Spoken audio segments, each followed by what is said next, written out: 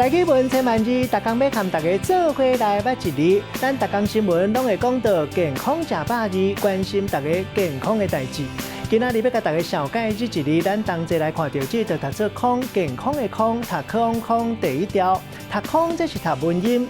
台语字典解释康的意思，就是平安、快活、勇健。咱讲康健，卖当讲是身体好无病痛。另外，咱卖讲健康，同款是形容一个人身体和心内状态拢是正常无问题。但是讲一个人已经有岁啊，同款正勇健，咱讲是老康健。另外，台南永康古早叫做布姜头，安溪古早名叫做暗坑，若说咱读做坑，像讲咱讲坑先生、坑小姐。带大家做伙来小解这两个词。头一个，咱同齐来看到读做健康，这是形容一个人的身体甲心内机能拢是正常无问题。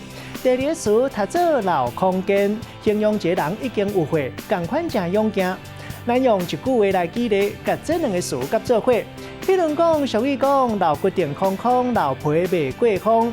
食老上介重要就是快乐、四脏佮健康。老康健食饱字上值钱。今仔日小解这一字读做康，另外一个音读做康，提供予观众朋友来参考。